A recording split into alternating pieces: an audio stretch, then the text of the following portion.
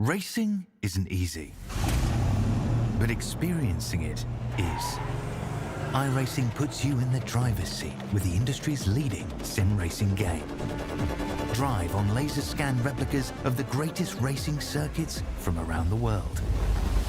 Go head-to-head against other drivers chosen by skill-based matchmaking to ensure competitive racing at every level.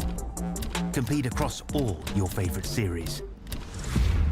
In officially licensed cars, engineered to deliver the most accurate driving experience possible.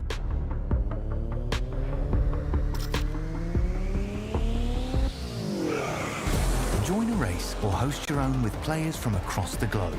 Race against the computer or in a league with friends. Feel the thrill behind the wheel. Visit iRacing.com.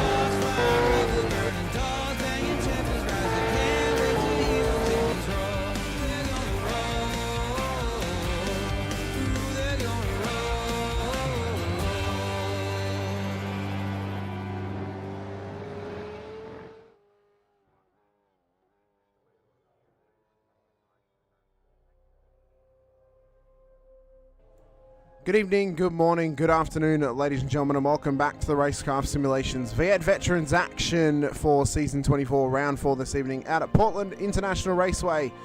Here tonight for the Split 2 race of the weekend. We're coming at you live on the V8 Veterans and Infinity Broadcasting channels, live streaming across both over on YouTube. If you're watching on either channel, be sure to hit the like button and subscribe to the bell icon as well here this evening. Leading into this race, we've had 3 different race winners this season and 3 different championship leaders.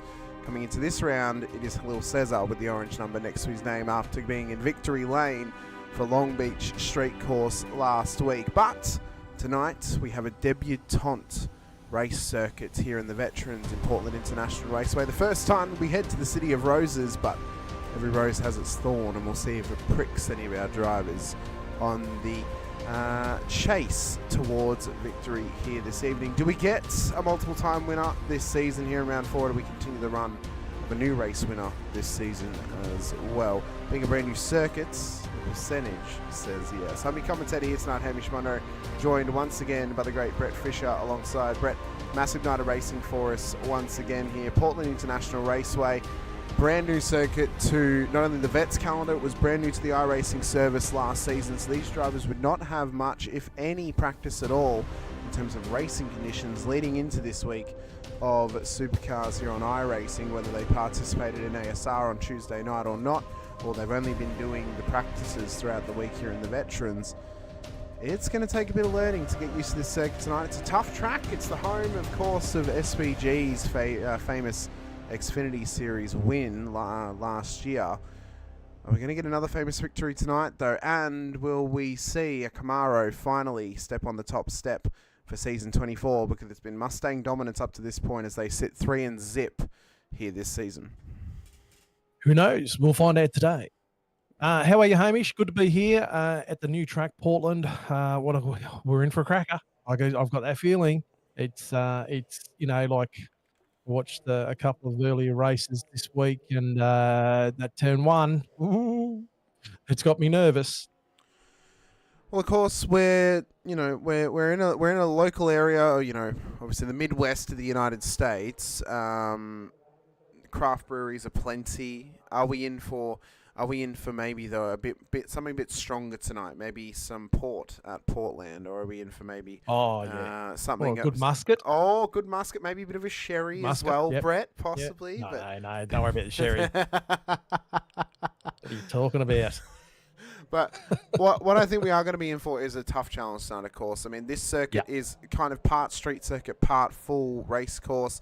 It's owned by the city of Portland itself, and it's a track that will offer up tests to drivers tonight. It's tough to pass that. It's tough to stay on the road. I think the biggest challenge here is, obviously, last week we were at Long Beach. The toughest part was keeping it away from the concrete barriers. Tonight, the toughest part is going to be keeping it on the tarmac itself. You're not surrounded by barriers for the majority of the lap, but keeping the car off the grass is going to be important, because if you meet that grass, you are very likely going to find the wall on the other end of the paddock that you end up in. So that's going to be one of those big tests for these drivers here this evening. We'll have a quick look, though, at the track map and just suss up this circuit, of course. Portland International Raceway.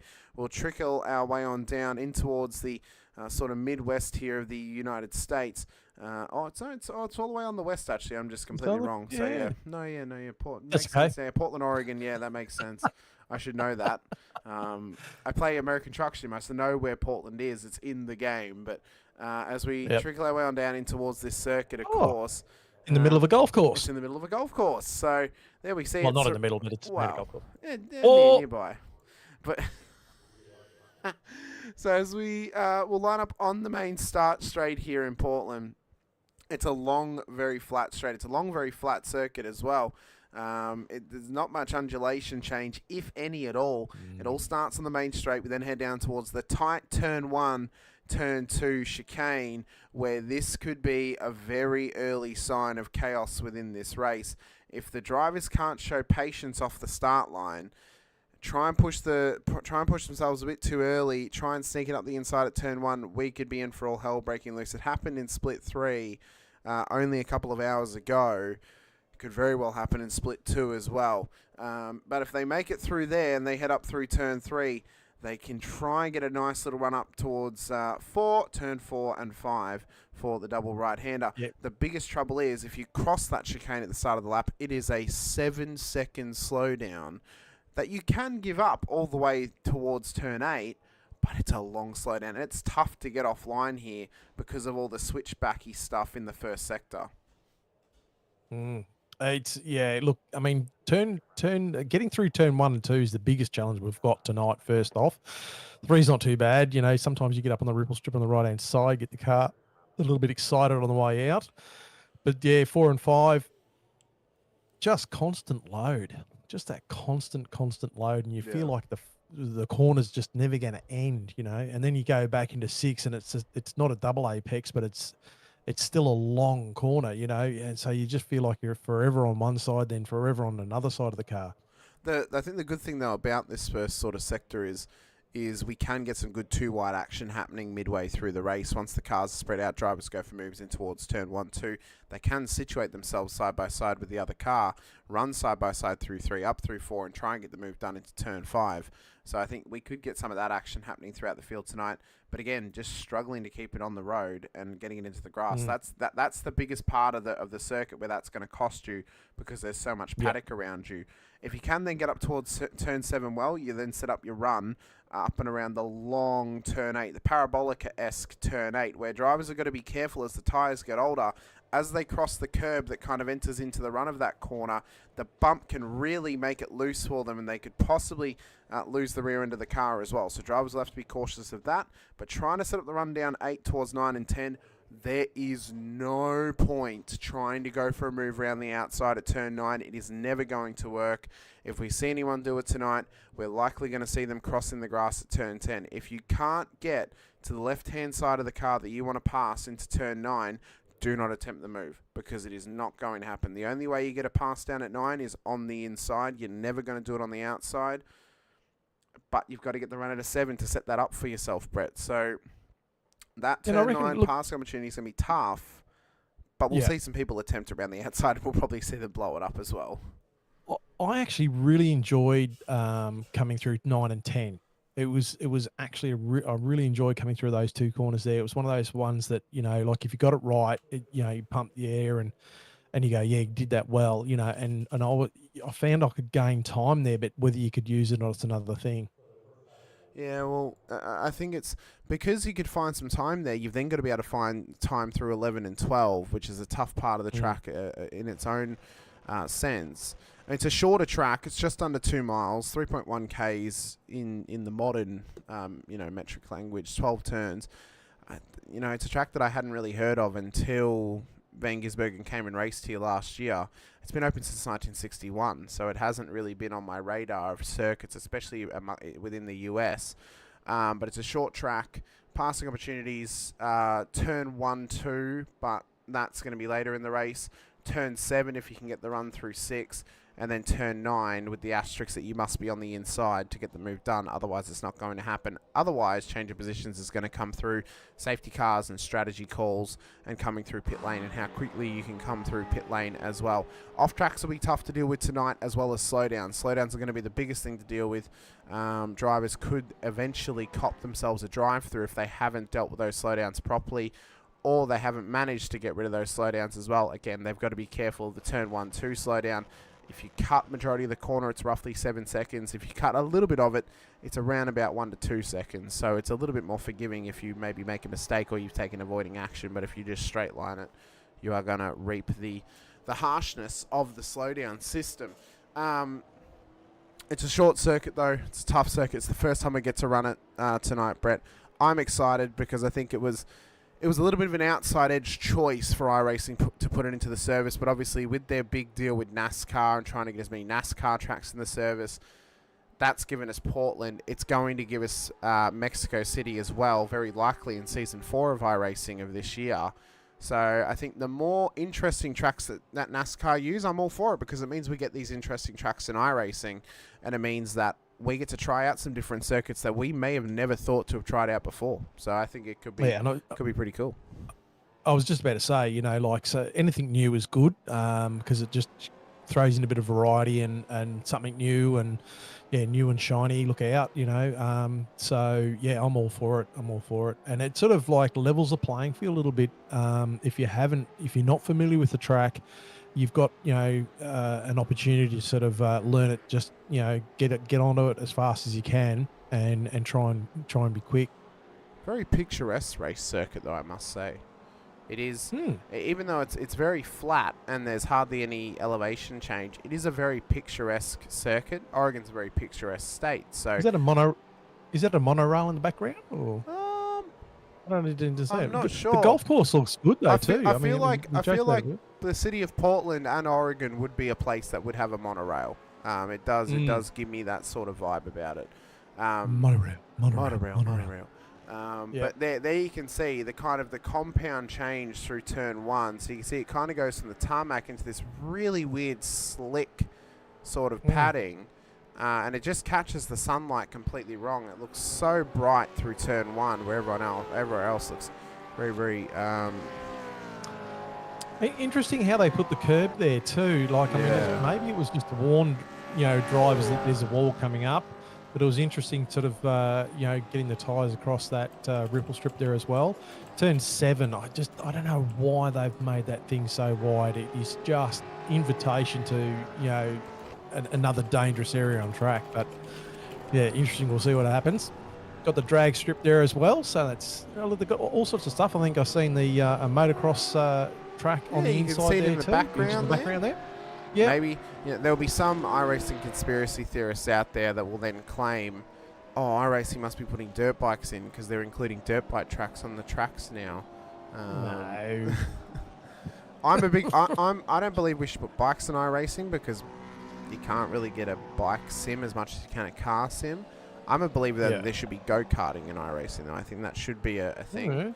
And you have a system where rookies, you can start doing go-karting if you wanted to. I think that would be a pretty cool feature. Like everyone cut their teeth. I cut my teeth off in go-kart. Cut my teeth off, yeah. Cut my teeth in go-karting a little bit. Ooh, see, bloody lift brake there. But geez, I'll tell you what, you could through 9, 10, you could take a lot of curb there. You could take a real lot of curb there. Yeah. You can indeed. I think what I think is going to be interesting tonight is how safe do some of those now championship contenders play the game, being a newer circuit. You know, how does Halil Cesar, how does Brad Doble approach this race? Trent Allen's away once again. Oh no, sorry, not once again. He's away this week, so he's not going to be challenging for the top honours here tonight. As I said though at the start of the broadcast, we've only had Mustang winners this season. No Camaros have taken victories here in season 24. Will that trend continue into tonight? We'll have to wait and see. We'll have a quick look though at the starting grid for tonight's race, and it'll be as follows. Bruce Tannock will back up his pole position last week at Long Beach with a second pole position in a row in the 1-2-3 Chevy Camaro. Shane Randall, well, ironic, what a difference a week makes. You cherry pick one Infinity Motorsports driver for another. Shane Randall will start alongside him in P2. Brad Doble then starts P3. He ran very well last week as Mick Clifton lines up alongside him as well. Mick having a good season thus far. Would love to reap the benefits of tonight's race by finishing where he starts. Todd Duggan, what a qualifying performance from Todd. P5 on the road. If he can stay within that top 10, Brett, we may be looking at a very early Driver of the Day nominee, because this would be a great effort from Todd if he can maximise from this. Lorne Mackay in P6, Mark Houghton P7. Again, similar scenario to Todd. Michael Jones, Rob Crisdale, and then championship leader Halil Cesar starts at a P10. Alistair Bales and yourself, Brett, will then make up the 6th row of the grid for what is a little bit of a shaken up front end of town, but there are some contenders within there too. Darren Crosby, Dave Arney, they make up the 7th row with Jeremy Bush, Robbie Griffiths in behind them. Reece Degoe, Paul Burns in the top 18 with Michael Quain and Simon Haynes for your top 20. Wade Reynolds and Brent O'Brien make up the top 22 with Scotty Weston and Rick Feiger for your top 24 cars on the road tonight. Adrian Zeal, Mario Reali will then start ahead of Matt Stoyles and Derek Lovegrove for your top 28, with Matt Munday and Peter Baxter making up the top 30. Brett Taylor will then be the last car on the road that set a time here in qualifying. Tim Melford, Chad Viger not setting times. Neither did Damon Fisher at the back end of the field, and that's not going to feel good for Chad Viger, knowing that he was an early championship contender. He's going to have some work to do if he hopes to continue to challenge for that title. And I think Damon actually had a rear grid. I believe he did, yes. Yeah. Ooh, it's all getting exciting now. Coming down to the start. It's Tannock and Randall on the front row. We saw what happened last week when Tannock went head-to-head with Cesar. Went Cesar's way out at Long Beach. Is it going to go Tannock's way tonight, though, Brett, here at Portland? I mentioned the percentage says, yes, we're more likely going to get a new winner here tonight. Once again, a 4th different winner for this season. I think the percentage also lies in the favour of the former Split 1 drivers because of the natural pace that they may carry. The Split 2 drivers are very, very quick. The Split 1 drivers are very, very quick as well. But when I look at it and it's at a brand new track, I think the former Split 1 drivers can... History's shown that they can normally acclimatise a little bit quicker than the drivers in the lower split. So that may have a part to play tonight as well. We'll wait and see. There are a couple of those drivers starting inside the top 10, but the championship contenders are up there too. Lights are about to go up there at Portland.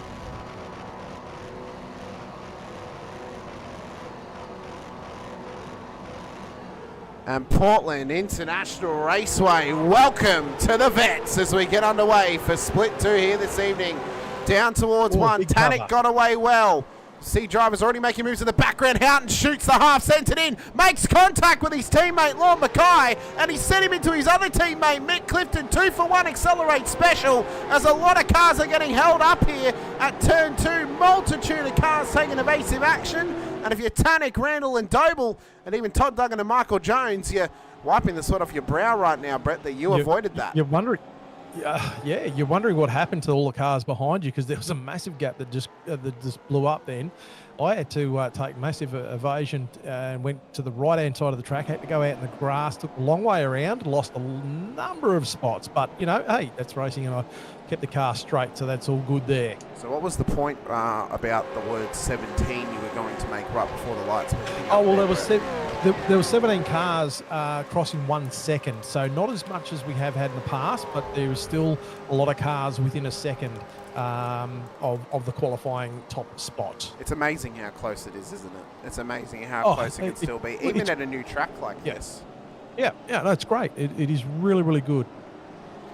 Now, I wonder how we're going to be next week at Road America with those close lap time scores. The track we've run it a lot of times. It's been a multiple-time finale host for the veterans as well.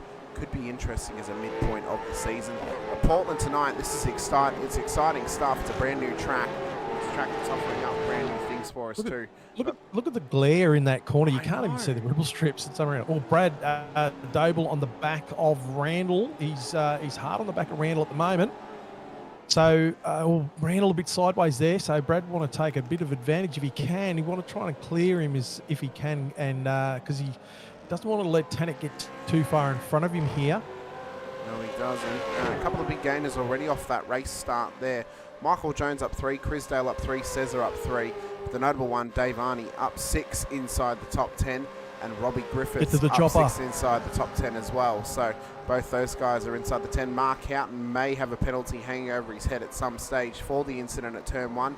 That will promote Michael Quain into the top 10, giving him 9 positions gained in this race. And Rick Viger's already up 12 into P12 as well, ironically. So he'll go up 13 and into P11 if Mark has to traverse through pit lane. But Tannick is on an absolute roll tonight. He's broken away from the field. He hasn't had someone go with him like last week at Long Beach. A bit of a dive there. He didn't manage to get that done. Randall covered off there. So Tannick's already out to nearly 3.2, 3.3 seconds. So, yeah, he's starting to make a big gap there. And the bigger this gap becomes, the better fuel strategy Tannick can then play. If he could get this out to, let's say 10 seconds, all of a sudden he can take 20 more litres than the next car behind him in the pit stop and still have the net gain going ahead to the next portion of the race. So this could be interesting how the strategy plays out for him. He did set a 112 last time by here, 112.94. He's flying. In comparison, Randall did a 114.32. So he's just trying to get up to speed, get up to grips. Of course, he's one of the more consistent drivers in the field. It's why he was the #1 seeded season 23 split 2 driver to remain in the field after last season. But he's definitely in the deep end right now. And who else in the deep end? Todd Duggan. But he looks to be driving very well. And I'm excited for Todd tonight. If he can maximise on this top 10, well, he could be in for something special. He had a top 5 start. I think for it to be successful, he doesn't need to finish in the top 5. If he finishes top 10, I'd take that as a win for Todd, because some of the bad luck he has had, especially with his internet this season, your heart has to go out to him. So a good finish tonight could really reignite his season. Yeah, like take me out for a mistake that I've made or something that's happened on track, but don't take me out with a tech issue. That's just heartbreaking, because it's one of those things that's out of, I guess it's like a 20-cent part failing on a proper race car. It kills you. Well, Michael Jones is putting the pressure on him. Racing there. Yeah. Jones avoiding those ripple strips there, so he's obviously not comfortable getting close to that wall. Just looking in the background there, Cesar closed right up on Crisdale as well. He's only about 0.3 of a second behind him. So I think both these drivers, Todd and Michael, have really been struggling with their internet issues this season. I think Michael's shown some good pace though as well. So hopefully if they can fix those tech issues, they can really start to, again, just reap some benefits off that. You mentioned Crisdale and Cesar. Houghton into pit lane to commit to a drive-through penalty. So that promotes those drivers I previously mentioned. Heart has to go out to Mick Clifton and Lorne Mackay for dropping so many spots on that one. Turn 1, turn 2. I know that, you know, Mark definitely would not have meant to have made that mistake, and I'm sure he was really, really apologetic to both of them. So hopefully now all three of them can just push on and try and get a solid race out of this one for those guys too. Interesting to see what Tim Mulford does tonight. Now, he started at the back of the field. If Tim Mulford gets into a driver of the day position, he may need to be Mick crossed running off the wide list. there. But Mick is under pressure right now. I wonder if he is carrying any damage off that moment. Car looks pretty straight there, but you know, is it a bit in the back end? I'm not sure. I don't know whether you mentioned, but Rick Viger up 13 spots. He's found himself a stroke of luck there. He's up nicely there. And it's interesting to see Chad way down. I mean, he's just gone through pits. Well, Damon's. Remember, he started behind what was the safety cars because he was at the back of the field. So he's having to now fight through the field tonight as well. I do apologise as well for the massive glare down the main straight. Blame the sun. The sun is shining off this race course down that main straight. Rick Viger has just gotten past getting past Robbie Griffiths, as is Michael Quain. So Griffo is just trying to get back up to pace now on board the Fishy Motorsports car. Hopefully for Griffo, he can get a better run throughout the next part of this season. He's had a bit of up and down the first sort of 3 rounds. If he can get a good result tonight, could really shift the momentum in his favour, start fighting his way forward. You know, we've mentioned our previous winners thus far this season, Trent Allen, Brad Doble, Halil Cesar as well. I think if there's 2 or 3 guys in the field who could reignite their season with a race win and put them back into championship winning contention, Griffo's one of them, Crisdale's the other, and then if Chad Viger can get a solid performance tonight and then get a race win at some point, he'll be back in there too. Have a look at this train. Oh, Have a look at this train of all these cars. It goes all the way back down from 11th to probably about 23rd. All the way back to, well, even further than Matt Monday. Further than that. Slight gap. Well, Monday's only about a second off. It goes back to goes back to Tim Mulford, who's in P30. 30, yeah, so that's huge. From Michael Quain, it goes 21 positions back to Tim Mulford. All those cars separated. They're separated by 12.5 seconds, but you wouldn't think that looking on the road, would you? I mean, it's insane. And then you go 5 seconds up the road. You've got Arnie chasing down the top pack, where Shane Randall's becoming a bit of a cork in the bottle. But you've got these, you know, this mid-sized train and then that long train at the back starting to really come into effect. And then hopefully for Tannick, this lap traffic of Damon Fisher and Lorne Mackay don't get in his way. Otherwise, even though Randall's running 5 seconds back, it could catch him quite quickly because this is a tough track to get overtakes done, even with blue flags. And it's easy to get held up, you know. But Tannick now out and nearly 5.5 seconds from Randall. So Randall definitely being a bit of a cork in the bottle here. Would have been nice to see, you know, and I'm not having a go at Randall there, but it would be nice to see if Brad was on the back of Tannick, whether he could stay with him. You know, that would have been interesting to see his pace at full race pace sort of thing. I mean, this is a complete joke, Brett. Maybe Brad should have qualified in P2 then. Oh, of course. I mean, but no, like, you know, who wouldn't want to be able to just qualify? No, that's true. I mean, look, I do mean that as a complete joke. And look, not taking anything away from Randall, because I'm saying he qualified, he did that time. That's great. That's fantastic, and there's nothing taking away from him. But obviously, you can see the disparity between Tannick and Randall, and his qualifying pace compared to his race pace as well. Yeah. And everyone, all the way through the field, everyone's race pace and qualifying pace, you know, it can be slightly different, or you can take a slightly different mental attitude during race. I know I probably back off. I don't drive it at 100% or 95% or whatever I'm driving at. Brad having a look on the inside here. Can't get it done. And as I said, taking nothing away from Randall, because he deserves to be there and all sorts of stuff, and he's well within his right to drive like that. But it's just, as I say, just as a matter of interest, it would have been interesting to see whether Brad could have stuck with Tannick and how that would have turned out. But, I mean, still, have a look at that train. It's, apart from Quain being 5 seconds back, you know, so back to Dave Arney, all these guys are very close. The Dave Arnie's now got on the back of Cesar.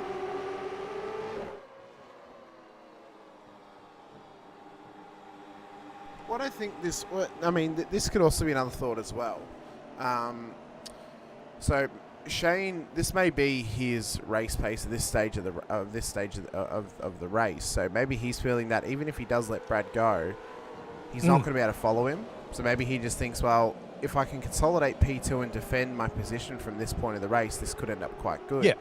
There's also the thought definitely. process of the championship leader, his teammate, is a few positions behind. This is helping him as well because it's keeping him in touch with the cars ahead of him. So there is that thought process too. The penny drops. You know, there is, you know, but that was not the reasoning why. There is that benefit to this happening as well for Halil especially. I mean, he's the championship leader, so to keep those cars in touch with him, where if Shane lets Brad go, Brad may run away. Crystal taking himself out of that undercut train there. sure. Yeah, trying for an undercut there. So, This is a smart strategy from Rob. For Brad, Todd, Michael, Halil, Dave, if they want to try and counter this, they will want to come in this lap because Rob's going to come out in clean air. Currently, it's about a 55-second loss in pit lane. He's going to come out behind Mark Houghton, so he's going to come out in very, very tasty clean air.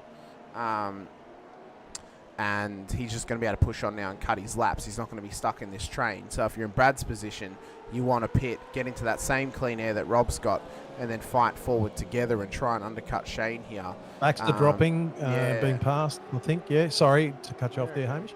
Okay, I think Baxter had a minor moment through turn 1, 2, possibly. He's got going again just ahead of Tim Mulford now. So we'll see how that progresses throughout this race. Currently, though, there's a good battle happening in amongst that mid-pack, that long train, continuing on forward as Michael Quain is just leading this battle pack here with Rick Feiger, Robbie Griffiths, Mick Clifton in the immediate battle pack right behind him. Alistair Bales has then got yourself, Brett, behind him, and Darren Crosby. All three of you guys are down one position at the moment, so you've all been passed by somebody. Wade Reynolds I think a lot of that chase you down. I think a lot of that was in that first turn. I think that got shuffled there, and because we've had a couple of guys pit and penalties, things like that, that's balanced that back out again. Crosby, I was being sort of held up a little bit. I was probably a little bit quicker through turn 1 and 2 than Bales, and Crosby was as well. And he was, I don't know whether he got Morse code a couple of times, but it was close, I'll tell you that right now. So, but it was good. It was a good battle. Yeah, and I think good for battle. Darren, Tough section to track this. It's a tough section, very, very tough section. Kind of long switchback. And you've got to be patient. Yeah. So patient on the throttle. Isn't it an same with this corner. First part of this season's been all about patience. Sort of the first 4 rounds have all been about patience. And then next week when we get to Road America, it's a wide open long track where drivers are going to be able to try and push for overtakes if they can. Darren, I mean, he's had an up and down season this season, kind of hoping for maybe a top 10 finish as the bare minimum for him. I think the similar scenario would sit for Wade Reynolds as well. For you, Brett, you'd be hoping to solidify and get another top 15 this season, maybe even improve that to top 12. Scotty Weston to be in the same boat. So there's two similar mindsets going in amongst this little battle pack here. And then there's also the thought process of Reece Tagoe, who's trying to build up on a season, but he's got some good pace some weeks, and other weeks he seems to struggle. Yeah, I was just about to say that. Tagoe seems to be a bit hit and miss with his his races. That I wonder what's the precursor to that. Is he not getting enough practice, or is just not enjoying some tracks, or I mean, it'd be interesting to know what the outlier was there. Well, of course, he was one of our drivers of the day this season. He finished second at, it was last week actually. He was second at Long Beach, so he's already had a top-level performance this season, but this week he just seems to be struggling for the pace. Again, it could just come down to the new track. Haven't got much time here, so just trying to get into a position to try and, learn the circuit whilst he's driving as well. I think we could probably expect maybe a top 10 next week from Reece when we hit Road America. Again, it's a track we've been to quite a few times. Don't get to learn the circuit as much, and it's often a favourite of the field. But then when we get to Hockenheim the week after, well, we haven't been to Hockenheim in a long time, so that could take a little bit of learning as well for these drivers to get used to this new car with that track as a combination. Reese is claiming he was Crook this week. And then Stephen saying no excuses. And it's not. We're not having a crack at Reese. It's just obviously an observation that we sort of go, okay, well, you know, this is something we're noticing. So yeah, I mean that explains a bit. And that point of struggling some weeks because maybe it's a track that he's not used to or have much experience at. That might be a self-reflection that Reese has already made as well. We're unsure of that, but again, I think, you know, when we look at the calendar and what's coming up this season, you look at Road America, you look at Jerez, you look at Okayama at the end of the season, they are 3 tracks that we have run a lot. The Hockenheim Ring we've run before, but it's been a fair while since we've been there. And then we've got the Bender Misano coming up too, which are debuting in the series. So when you look at it for the next 6 rounds, 3 of them Reese should know. The other 3, well, Hockenheim Ring's going to come down to how much time has he had at that track, maybe in other car types, and then the Bend and Misano's a hands up in the S scenario. So we'll see how he does. We do have other curveballs to consider this season too. We talked about pre-show that, you know, like we've got a hot race coming, and we've got a couple of wet races coming. I heard rumours that Jerez is going to be a wet race, apparently, according to John Van Ree. That was the rumours that I heard, Brett. Monday apparently dropping spots there. He is indeed down at turn 1. He's gone off. That's a big slowdown for him because he's cut the majority of it. So he'll have to commit to that slowdown if he can. One thing to talk about too, just while we're amongst this battle pack, Championship leader Halil Cesar was dealing with some tech issues midway through this race. His gears were not shifting properly on board that Cooler Master Mustang, so he's having to wrestle that. He's doing doing well considering he said he had issues. In fact, he's just made a move on Michael Jones down at turn 9. Looks to have done it on the inside. So even with some gear shifting issues, he's trying to wrestle this car forward if he can. Brad makes a good point in the chat. No Luke Powell these last 2 weeks as well. So see, Reese, you can have issues and you can still drive well. You can also be crook and still broadcast. I did it last week. Yeah. You're sounding a little bit better. I'm over it by this point now, so we're rocking and rolling. So 15 laps completed at 63 here. Bruce Tanak still out leading this race by about nearly 9 seconds. So really taking control of this race. It's his to lose at this point. We haven't seen any safety cars. Will that prevail at some point? Brad still right on the ginge of Randall as we see Jeremy Bush, Jeremy Bush go around. Down at turn 1. So definitely not no bag on Randall, but definitely Brad being held up by Randall at this point, with Tanak going way out in front of this zone. So it's going to get to that 10 seconds you talked about. We look like we've back to Tog Duggan. We've got about a 1.2 second gap there. Then it all closes up. Then Quain back 7 seconds from Dave Arney. If it gets to 10 seconds, Bruce can take an extra 23 litres in the pit stop and come out of pit lane right ahead of these guys. So that'll be the thought process now for Brad, if he does think strategy. I'm sure he does. I mean, his teammates are Bruce McLeod, who loves the strategy, loves the spreadsheet. So that's definitely a team game plan of shadow racing, I'm sure. For Shane, well, he's thinking about fuel and spreadsheets because he's an engineer. So could be a battle of the wits here for P2. So he's trying to engineer a podium.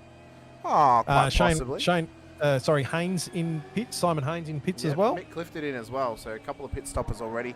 I believe if I double check my spreadsheet, actually, I can tell you what the maximum fuel is going to take them to just roughly here. So just roughly, they could get to about lap 19. 18 or 19 would be the max they could get to on this initial tank. So. And then the critical lap for tonight was roughly lap 28, 29, between 27 and 29, depending on the fuel burn. On fuel burn, I think my fuel burn and our fuel burn was round about, or it was under 2.6, I think.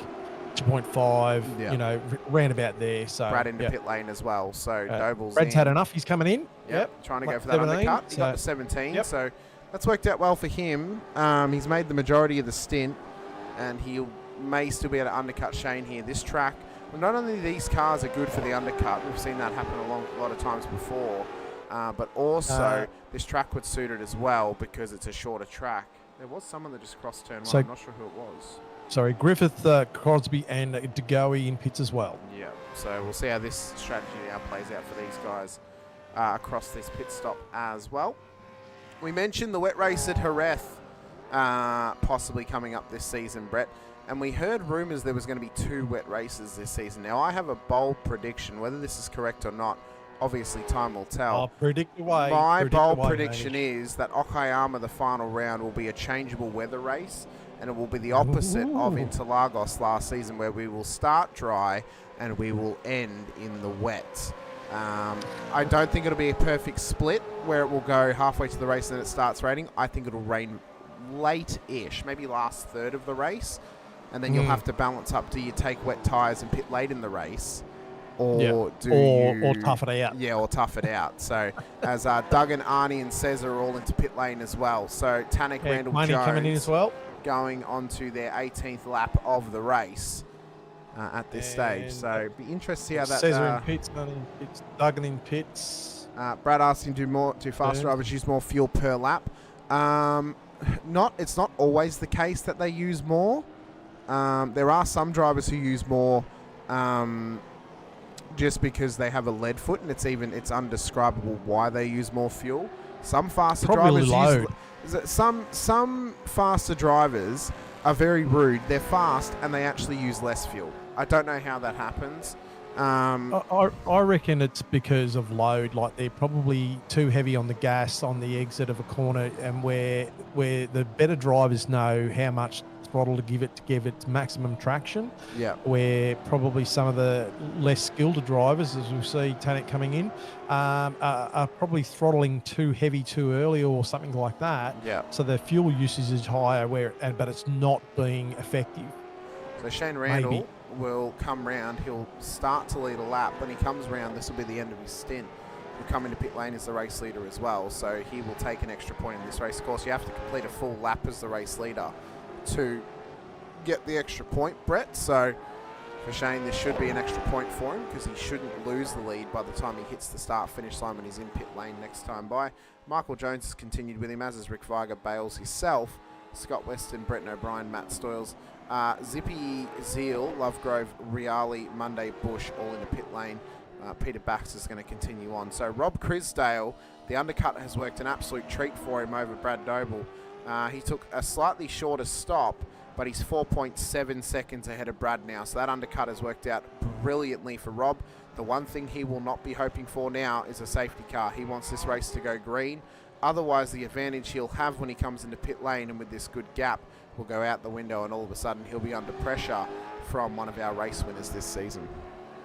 Just looking at the times in pits at the moment, so 33 seconds plus for Simon Haynes, 30 seconds for Tim Mulford, 33.9 for, as the screen flies around, Mick Clifton. So some people taking a fairly heavy load. Hal Cesar taking 29, nearly 30 seconds. So there's a lot of people taking some sort of fairly heavy loads. And then the slimmest load, Jeremy Bush took 35 seconds, 37 seconds for Derek Lovegrove. And who's the lightest? Oh, O'Brien at the moment has made an extra lap here. So he's actually saved fuel to go an extra lap to lap 20. Yeah. Randall's come in as the race leader, so Bruce Tanik should stream by him and back into the race lead. But look who's right on him, Rob Crisdale. So Tanik took a 29-second stop. Crisdale did a 24-second stop. So what that says to me, by undercutting Brad Doble, he actually cut down the gap that Tanik could build to only 5 seconds to himself. Because you'll notice that Tanik is actually Doble's a further 3-odd seconds back off of Tanik here. So Doble's just done his fastest lap of the race at 12.9. And that put him in. Yeah, so we'll see how this all works out for these drivers. Remember as well, if you look at those numbers in pit lane, take into consideration that it's 2.3 litres per second that gets put into the car, so you can kind of figure out how much fuel drivers have put in. So someone who's put in... Yeah, I'm not that smart. As well, the easy math is if someone's put in 20 seconds for a pit stop, they've done 46 litres. So that's kind of the easy math for you there. Brett O'Brien's in, so he took that extra lap. He took the extra point for leading a lap as well. So he'll come through pit road and he'll stop by and take that fuel as well. Vaughan Robinson saying fast drivers use more fuel. Again, though, they don't always use more fuel. There are some very fast drivers out there who are pinpoint accurate on when they apply the throttle and hold their wheels spin, and they don't always use more fuel to get faster times out of the car. It's amazing how that can happen. There are some tracks are some tracks where they will use more fuel, but there are others where they won't. They'll actually use slightly less. I know Scott Gamble sometimes, I can't even think of the exact track, but when some drivers who are sort of mid-pack are using, it might be 3.1, he's using 3.0 or even 2.9 and still getting incredible lap times. So, it's crazy, it's not always the case, but it's crazy how that can happen. And maybe that comes down to feel too. You know, they've got their wheels and their rig set up in such a way that their feedback from what they're feeling is just it could impeccable. Even be how they've set up their throttle curve on their pedals. Yeah, too true. They've set up their throttle curve so they can get more power without actually applying the throttle too hard. And then that can also lead to slightly less fuel use, because the fuel use is based upon how much throttle input you're actually putting into the car. That's what is based upon how much fuel you're using. Brad, I'm not sure. I would say they would, Brad. They would probably use they would be the same usage as these cars in real life. They base that upon, obviously real life data for these cars. So the fuel usage should be accurate as to what they use in real life. Brad, they'll make a good point too, lift and roll. Yeah, lift and roll. Yeah. So they're able to just hold pace with that strategy of saving fuel or using a bit less but maintaining lap time. And a habit I'm trying to break myself at the moment is not using your brake and your accelerator like a switch. It's either on or off. You know, there is progression in between, and I'm slowly sort of getting better at doing that. You know, and I think that's helping my driving as well. 22 laps of 63 here at Portland at the moment. We're seeing a little crowd here. Now, Chad Viger, he's up 27 spots at the moment, so he's climbed up nicely there. Michael Quain just sitting in behind him. Yeah, Michael's doing a good job tonight. Up 9 spots already. Took advantage of that early carnage and is running a very clean race, which is good to see from Michael, obviously. Last season was arguably a bit of a write-off for him, so hopefully this season, he's had some time, he's reset, and he's coming into it all guns blazing. He's had a couple of difficult rounds thus far this season, but all in all, I think it's been a fairly solid performance in the first few rounds. We'll obviously get more of a narrative of that as the season goes on. For Chad, this is a great race thus far. Up 27 spots. He pitted early. He pitted on lap 4 to try and take advantage of some drivers battling away. That's given him a net gain of 27 positions gained in this race, and that is a genuine position as well. Brought him back into the game, definitely. It has. It was a great strategy. That's played out phenomenally. Twitchy on the throttle there as you come out of there, and that was also. There's 2 spots there where you've got to be careful on the right hand side, that ripple strip. You clip that, or you don't get over that properly. And if you drift wide there onto the dirt, that can also upset the car big time. So we can kind of see the switchback and how long these switchbacks are here at Portland, and just the world of grass that kind of surrounds the circuit. There are some crunch points, obviously, where you've got a bit more of a wider berth at some corners, but there's also less runoff as well. So it's a tough track that'll put up a lot of challenges throughout the night.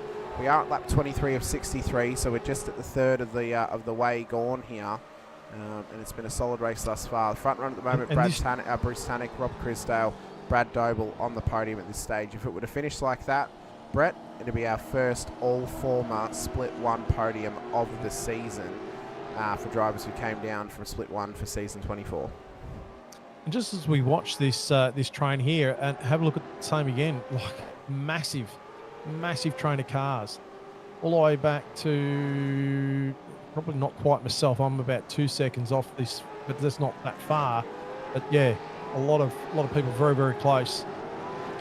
Oh, indeed, Lorne Mackay. Oh, Damon getting sideways. He got real sideways then. Yeah, it was sideways. Yeah. I looked back because I noticed he was ahead of you, Brett, and I thought, what the hell's happened? But You took I a think pit strategy on you took a Yeah. significantly longer stop than him. We're a couple laps away from critical here. If Lorne and these guys ahead of you start to kind of bottleneck, is there the thought that you come in and try and undercut them just to fight your way forward a little bit? Well, look, I'm not a great strategist. My thing was I came out and I think when I come out of pits, I think my next 3 or 4 laps I was into the mid to low 13s, I think, and I was gaining on this pack very quickly.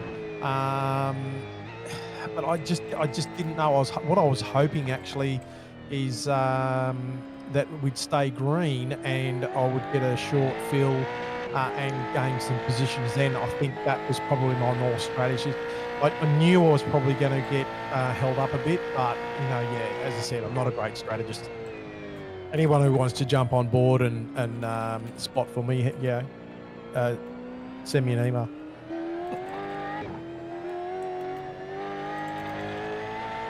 But I think, Damon's he had the time there, so he was quick around this track, but he did start down the back. So I'm just putting messages out for you on the stream right now, Brett. I'll be honest with you. Fishing. Who's the benefish and who's the guppy out of Brett and Damon? We'll see shortly, I think. Well, Damon's claiming he's a shark. With his rear wing. What are you claiming you are, Brett? I'm just a fish. I'm just the fish. It's the fish. Are you the big fish? Are you just Ewan McGregor and you're the big fish? No, I'm just the fish. That's it. I'm not a big fish. I'm just the fish.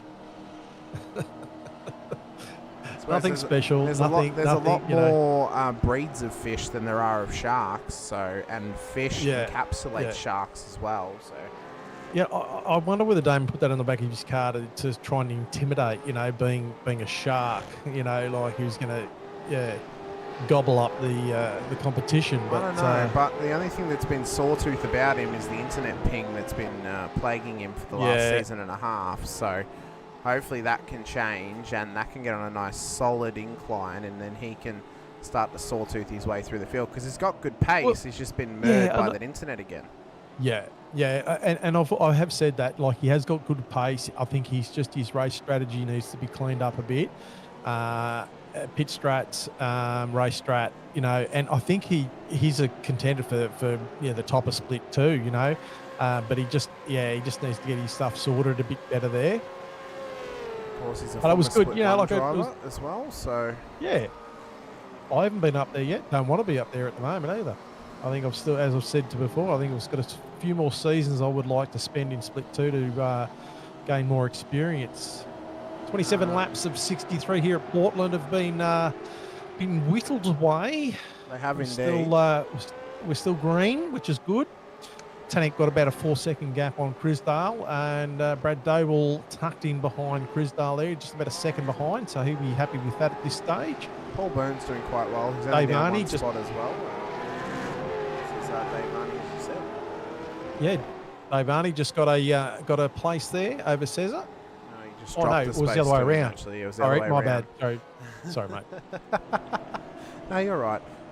Brad asking, well, I am dyslexic, No, that's okay. Brad asking, did the tyres last the full 93 laps?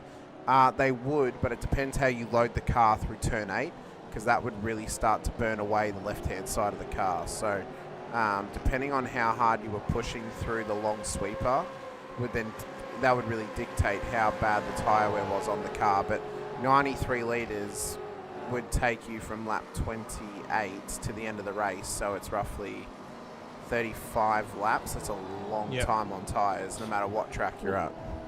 Well, Brad and I actually did a 30 plus lap stint in practice, and we found that I think the worst tyre was about 55%. So, and we were driving pretty hard there too. We were sort of giving a bit of a hard time, and we were quite surprised actually that the tyre wear wasn't too bad. So, but same again, like we talked about the fuel, I think it's one of those things that depends on how you drive and how you load the car is going to be how your tyres wear. So, Cesar on the back of Randall. Yep. So just to give an update on the top 10. So obviously Tanek leading the way, 4 seconds back to Rob Crisdale, up 7 positions at the moment. Brad Doble where he started in P3. Todd Duggan up 1 into P4. Shane Randall's down 3 at the moment in P5. Halil Cesar is up 4 into P6. Arnie up 7 inside the 10 to P7. Crosby up 5 into the top 10 in P8. Chad Viger up 27 in a great strategy play tonight, up into P9. And Michael Quain up 9 positions into P10. The asterisk above Chad Viger's name is he did not qualify. He started from the back of the field. So I don't know if we can really start looking at him for driver of the day later in this race, unfortunately for Chad's, because we would normally expect him to race up here, Brett, and we made that a thing a long time ago, that if someone doesn't qualify and they make a heap of spots to finish in the top 10, it's where they should have qualified, it's where they should have raced. So unless it's a driver that doesn't run in the top 10 quite a lot, then that's kind of the only exception we make for that. But he's still having a great race, so if you want to give him a shout out.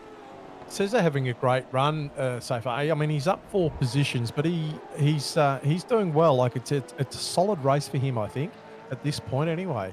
Like he's putting the ground down to have a reasonable finish. Just laying down a solid finish tonight. It didn't need to be a win necessarily, but just again getting another top 10 for himself. If he can make it a top 5, even better. It would make his 3rd top 5 of the season, and he would remain the championship leader. So that there would all of a sudden be a really good, punch of momentum for him. He'd be the first driver this season, if he can manage that, to leave a round as the championship leader. That has not happened thus far. No one this season has actually defended the orange number across the first 3 rounds of the season. Of course, Trent Allen led the championship out of round 1. Round 2, it then went the way... actually, no, did Trent keep it after round 2? Now I need to check that before I start talking. Just Reese to go saying he was expecting carnage at Portland, but I mean, look, there could have been. I think the drivers showed great constraint on a number of corners, which could have been quite wild. Yep. Obviously, we had the incident in the first turn. That's probably to be expected. I mean, everyone's going like a bat out of hell, cold tyres, cold brains, and lots of stuff. But it has been a fairly clean race thus far. It's been very good. I think it's been a very good, clean race. Just to confirm, I have these stats wrong. So Trent, who was the leader of the championship out of round 1, then became the first driver with that orange number this season. He maintained it at Road Atlanta and then lost it last week to Halil Cesar at Long Beach. So we've only had the 2 drivers with the orange number.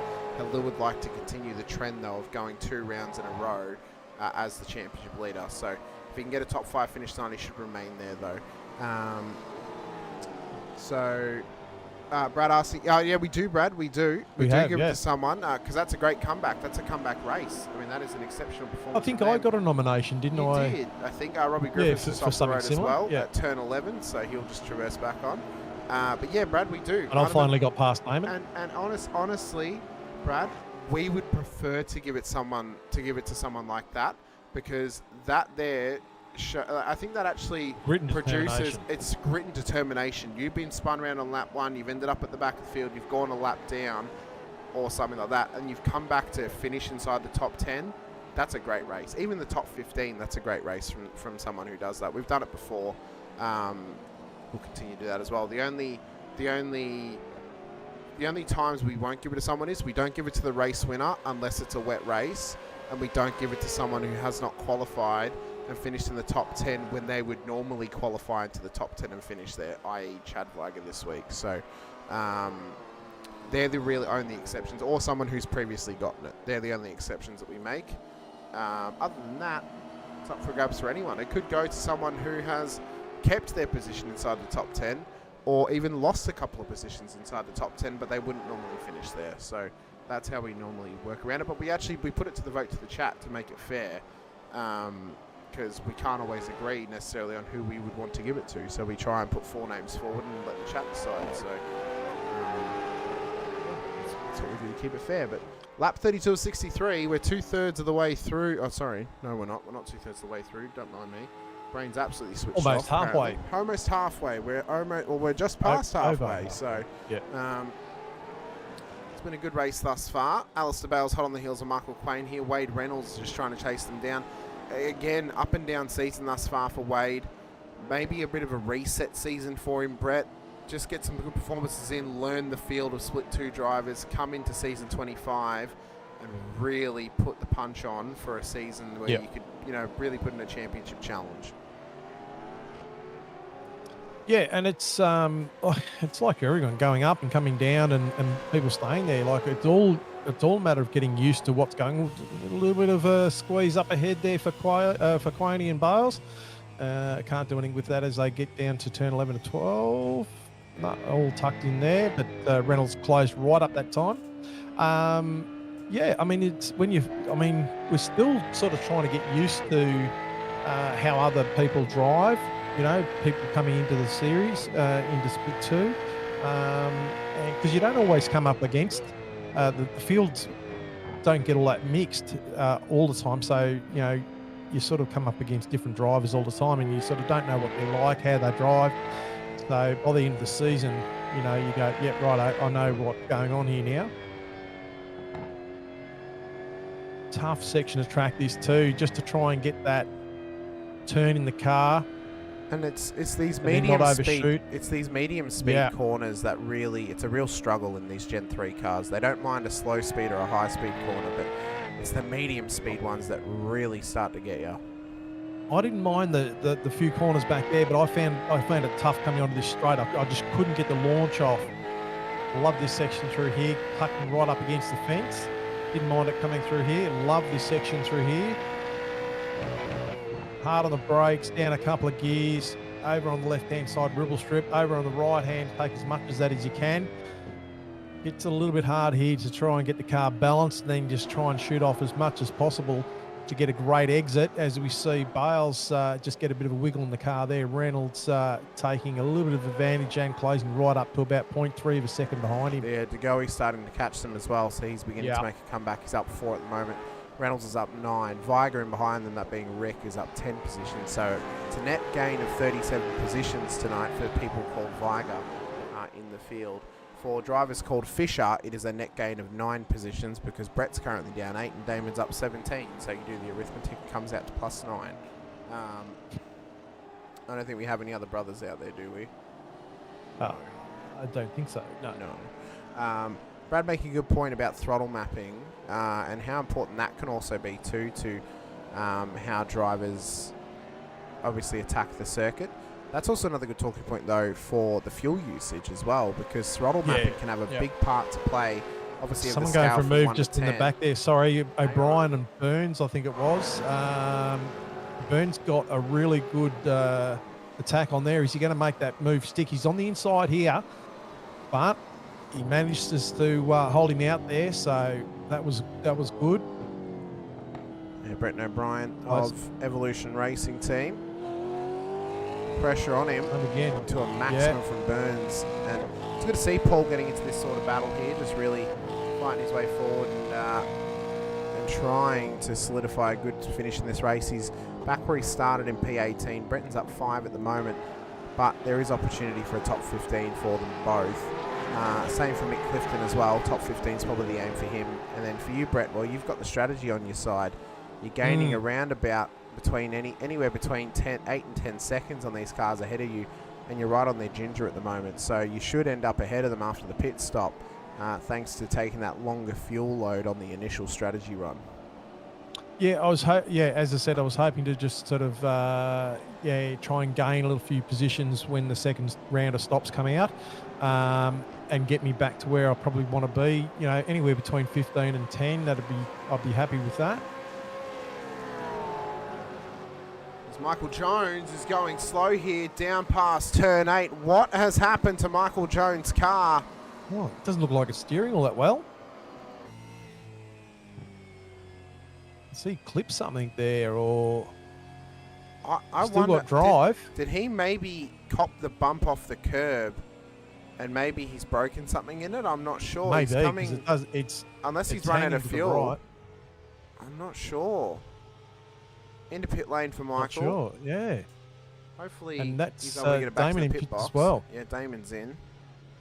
So hopefully, for Michael, he can make the actual pit box here. Of course, you mentioned he's been plagued by internet issues this season. Could be a mechanical issue as well.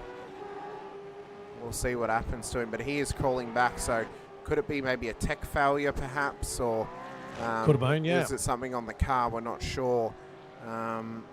Mentioning throttle mapping, Brett, what were you running during this race for the majority of it? I was running 6. Okay. Yeah, I just left it on 6 and just tried to manage my throttle. Because I think it only sort of, if you bury the throttle, it's going to go to full wide open. So it's, to me, and it might be more than that, I don't know, but for me, I was just trying to manage my throttle application, just trying, because as I said to you before, that, I tend to treat it like a bit of a switch. So I'm trying to just work a bit harder on trying to, do more progressive throttling. Ooh. And control the car a bit more. Oh, well, it's got something. He's so Michael's definitely had an issue. He's definitely had an issue. He's come back out of pit lane. So I reckon he's actually had a tech failure, and he's tried to fix it in pits, and it hasn't fixed it, and he's had to pull up right on pit exit. We could be in for a safety car here, Brett, because that's at a very unopportune position. Even if you made the excuse of, well, the pit crew could go out and push it back into pit lane, well, they'd have to throw the yellows anyway in that scenario, and they would have to close pit lane for that to happen as well. So we'll see what the front runners do if they're coming in. Tannic looks to come straight in, and I think we are. Safety car's rolling out. Yep, so we are under safety car. Damn it. Damn you, safety car. That's not what you wanted, Brett. Nah. So everyone should come into pit lane now. Free pit stop. If someone doesn't come in, unless they've already taken their second stop in this race, it'll be the biggest misplay I think we've seen in a while. Chad Viger is into pit lane, so he's done well to bring it straight in. There was someone who came past. Yeah, it was Damon Fisher, so he's already done his stop. So yeah. So he should also get waved by the safety car now when he comes around. He's just parked up there, into turn 2, 3. So we'll see how the jump happens here in the pit lane. Mark Houghton's going to come out ahead of the race leader, but he will get waved around. So Tannic will exit pit lane as the race leader. Doble will exit P2. He's actually jumped Crisdale there in the stop. He's under field by about 2 seconds compared to Crisdale. Randall P4 in the box at the moment. Cesar's coming out with Todd Duggan. So Cesar's had a good jump in pit lane, as has Todd. Both those guys come out together. Cesar, I mean, those guys are somewhat friends. They've competed at Bathurst together in the same car. So a bit of respect there from Cesar. He's just said, hey, I'll just give it to Todd and we'll race for it. So bit of respect there from the championship leader. Arnie's come out ahead of Randall. Crosby, Chad Viger. What a gain in this race. We have to give it a shout out though. Up 27, genuine position on the road, through strategy, through avoiding incidents. As Mick Clifton's just made contact at the exit of turn 3 and that engine's gone, so it's another car. I forgot it. Oh my God. Yeah, I forgot about that. Leaving pits, and that's out of turn 2. He's just looped it around there, and he's just gone nose into the wall. Yeah, a bit too much. Absolutely destroyed. That's a shame. Bit too much of the gas pedal, unfortunately for Mick, and it's a night to forget for him, unfortunately. Didn't start off to the greatest extent, and it's ending at an even worse one. So for Mick, if he hopes to get back into this championship battle, he will be at least P4 in the championship after tonight, but he's going to have some work to do the next few rounds to really come back and solidify that position in this championship race. But for Tannic, this is the worst possible scenario because he's now got Brad Doble and Rob Crisdale hot on his heels, and this podium looks to be pretty contensive. If Cesar can get past Duggan, that heats it up even more. Is Cesar, have we given Cesar a DOD of this season? A driver of the day? I don't think we have. Because I reckon he's probably on for a nomination. I reckon so. Maybe. I think Dave was up there as well. The other one I was going to say Todd. is, well, the other ones I was going to look. I mean, I know we can't give it to Rick, sorry, can't give it to Chad, but Rick's still up 13 spots. He's and I done reckon that's a well. bloody good effort for him. That's a great effort from Rick.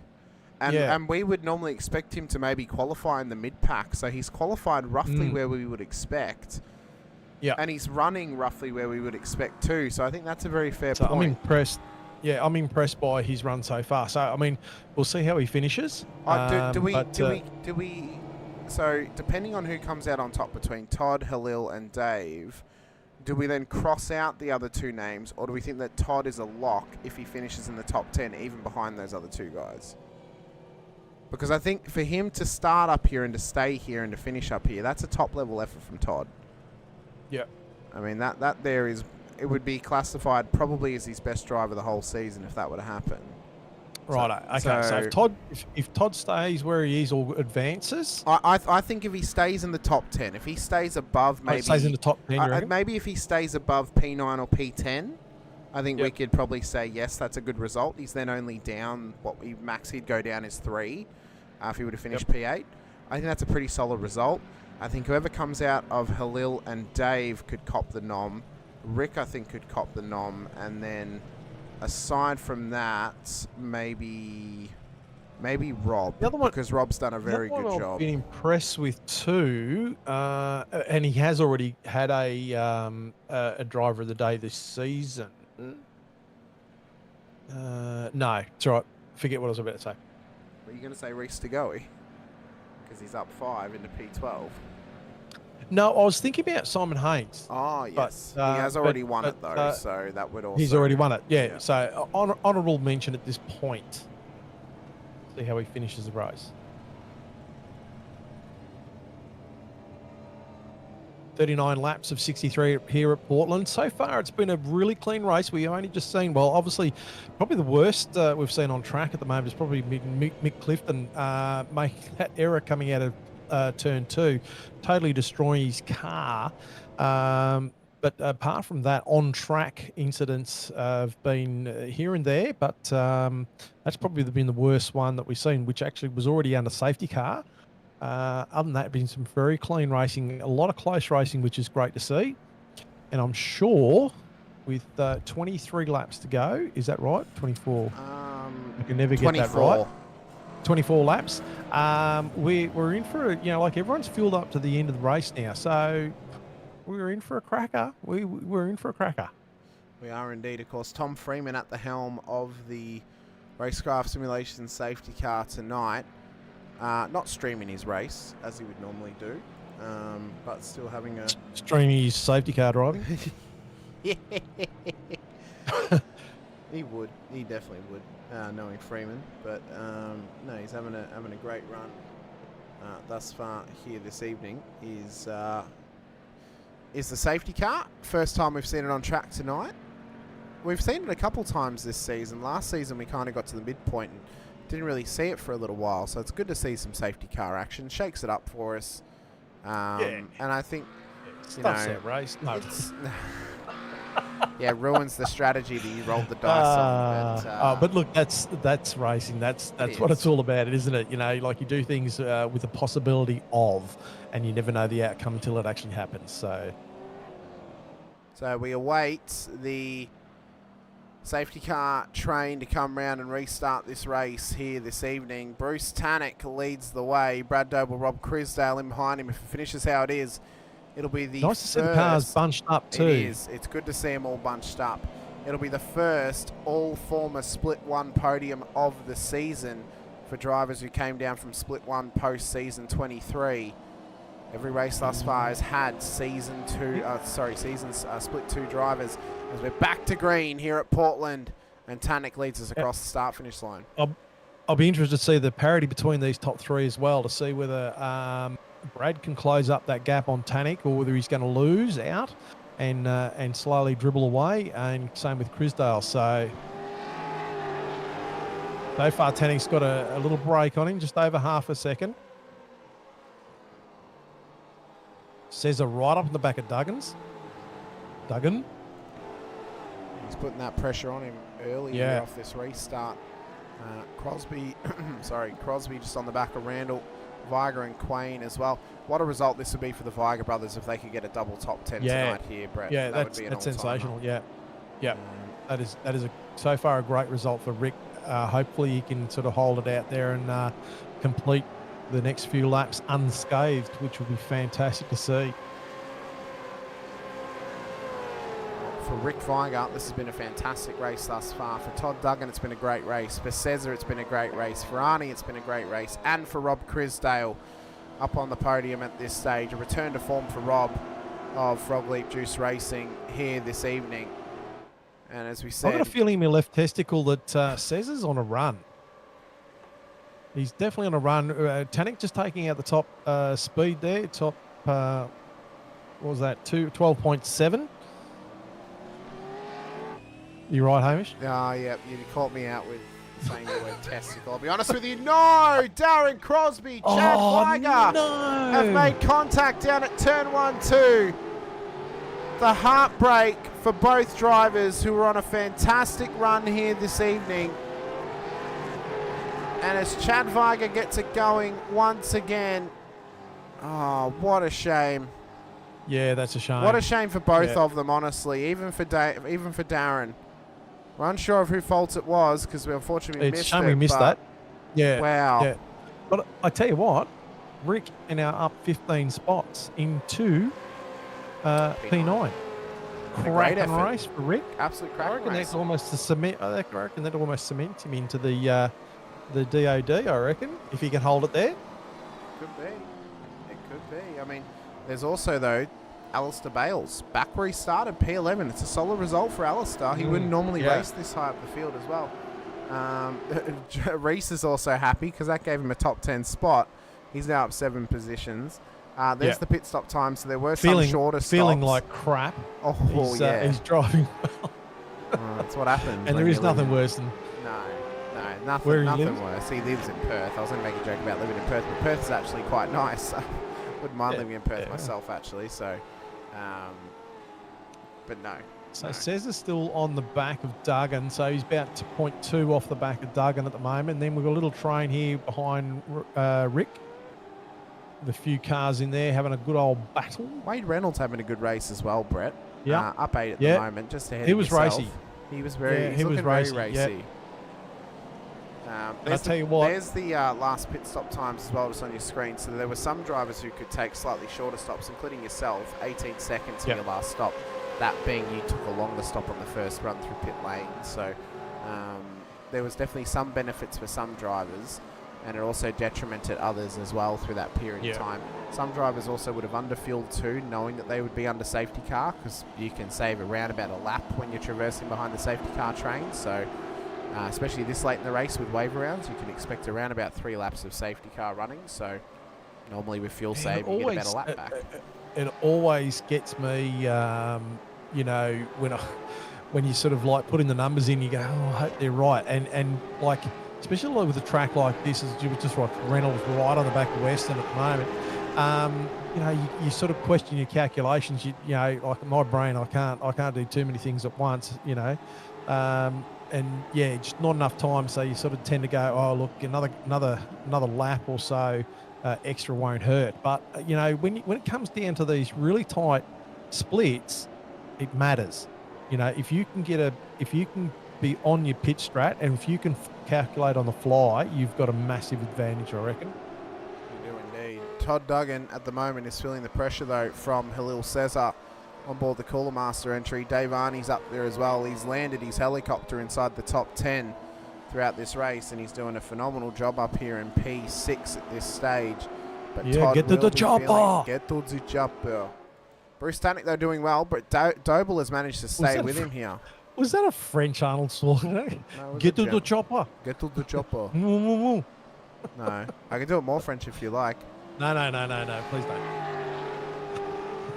We've got some good racing going on here, but I mean, have a look at this little train from Rick all the way back to Stoyles, even further going back Crosby.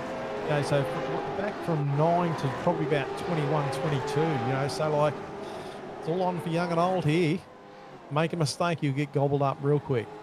Oh yeah, drivers have got to be careful just to maintain, not make too many mistakes if they can. Tim Mulford on a good run, up 16 spots thus far, but he did start from the back of the field tonight.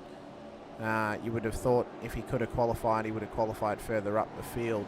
Lon Mackay on a good comeback at the moment. He's only down 11 spots here. I think if he can get into the top 15, that's a solid comeback from him in this race.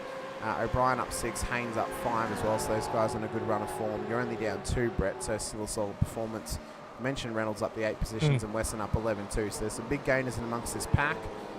even just up ahead of them with Quaney and Viger and Degoe as well. And then Bales is maintained very well in P11. And just seeing Tanak cross the start finish line with a 13 flat, you know, Brad Dable with a 13.113 within 0.7, 0.8 of a second, back to Crisdale with 0.9 of a second. So staying well within contact. He's not sort of gapping over a second from the guys behind him. So that split one at the front really showing that they can hold him up. Oh yeah, they can. They can really be held up. And then the thought happens, well, if Brad could have started at the front or right at the front of the field on the where would it be? At the start, where would it be? Would he have been right on the back of Tanak for the whole stint, and then would they have battled and maybe something happened, or would they have run very clean and then just led from the front? So it's we'll a lot never of know, but I what-ifs. mean, exactly. And they said not taking anything away from Randall because he put the time in there, so he deserved to be there. So, you know, I mean, that's what happens. I mean, sometimes if you qualify well, and that's one of the things I really would like to try and work on, getting better at my qualifying. To sort of, you know, I think it's you can kind of stay out a little bit of danger, you know, in the early laps and restarts and things like that. But, you know, hey, you never know what's going to happen during a race. Degoe right on the back of Rick now. Rick having an absolute cracker. He's up, as you said before, 15 spots in position 9. So he would be pumped for this at the moment. 47 of 63 laps here at Portland. Nice and clean through there. Rick actually taking a bit of a funny line there. Maybe he sort of had to blow his nose coming through 1 and 2. Also Unless it was a gut issue he was having.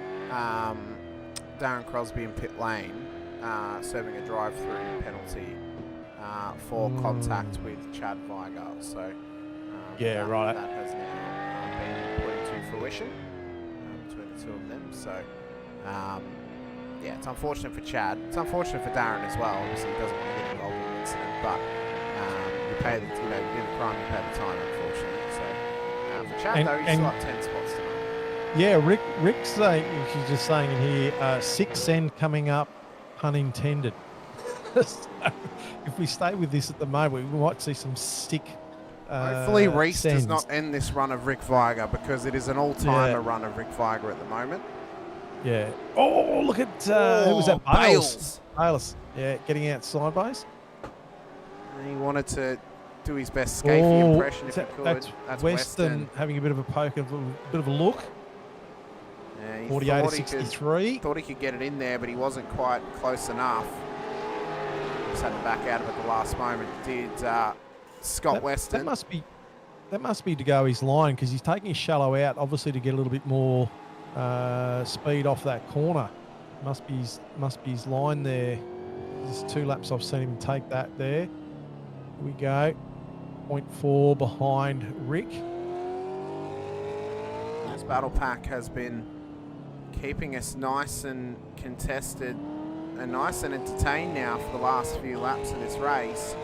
I've just noticed as well, I think there was someone in behind who had a blinking issue, but they've just blinked back in, so that's okay. But yeah, this pack has been really heating up for us. We mentioned next week, Road America on your docket for the next round of the season, round 5, at the halfway point of this season as well.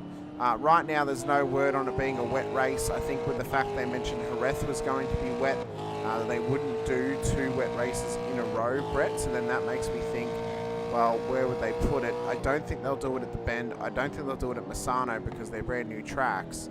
So I think the most likely offering after that is Okayama at the end of the season. So we'll see. We're waiting for the sickness here from Degoe. I predicted it last season when it would happen, and it is building at the moment. The pressure pot is starting to just turn up the. It's turning up the wick a little bit. Turning up the wick. Yep. Just keeping an eye on this. I swear, if this send is in like 5 laps time from Reese, just to get himself 5 laps of screen time, what a play it would be. He's got Bales, though, hot on his heels as they run around turn 8. But yeah, I mean, you can You're actually losing distance there, yeah, he is. But you never know what's going to happening. Oh, he's just getting a little bit loose there through 10 and 11. Brad, I commentate 7 during the week, Brad, at the moment. 3 in an evening, so Monday evening, Friday evening, Saturday evening currently, and then Wednesday morning, Thursday morning, Friday morning, Sunday morning. That's currently when I'm commentating. And then, yeah, the production ones are all the evening ones, where the rest I'm just commentating. So that's currently my schedule. Hoping to find a couple more as well. I would like to do next season. There'll be a Wednesday evening one as well. So there's plenty of stuff out there for me. I'm keeping my Sunday evenings free at the moment because I plan to stream on Sunday evenings, but I'll try and fill me mornings with more stuff in the future. How are we feeling? How are we feeling next week, Brett, for Road America? I don't know. I haven't even turned a lap there yet. I just meant in general, like for the whole field. I think. I think it's going to go one of two ways. It's either going to be fully chaotic, or it's going to be very similar to tonight, where we kind of just get some nice, clean running. Reese has told us it's not to the end. We're clicking away for a bit. Yeah, because right. Thanks, Reese. He said it was well in done, a couple mate. laps, and a couple laps is not 15. So yeah, we'll come back. Well, to that I mean. one. Tanik only 0.7 of a second out in front of Brad at this stage. So Brad's really been able to maintain that gap quite nicely. So he's definitely on his tail. So he's keeping him honest there. Crisdale just falling off a bit by 1.3 seconds. Todd Duggan about 3.5 to 4 seconds. But Cesar seesawing a bit, closing the gap and drifting away a little bit with about half a second. Dave Arnie in striking distance as well. Randall about 2.5 seconds back off the back of Arnie, and then we start gapping it out a bit to Quaney, 5 seconds off the back of Randall.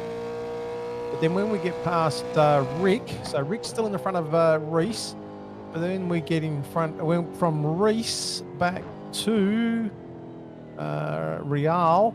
That's their next gap, which is 20, so it's 10 cars. So there's still a bit of a freight train out there, which is great to see. Some good racing going on. There is some good racing going on, and we're going to take this opportunity with about 11 laps to go to just give a quick thanks to our series sponsor, Racecraft Simulations. The title sponsor has been around ever since season 18 of the Veterans. It's our 7th season with them on board with us, and they've been an absolute gem of a partner for the series. If you're in the WA or Perth area, head over to 16 Grogan Road, Perth Airport, have a chat to John and the team, check out some of the rigs they've got on the floor, and if you've got the spare coin, maybe fork out for one of them as well. And if you've got a bit of extra spare coin, fork out for that PT1. It looks to be an absolute beast. But we're back very, very shortly with more from the round 4 action of season 24 of the V8 Veterans Split 2 out at Portland International Raceway. We're back very, very soon. Don't go anywhere.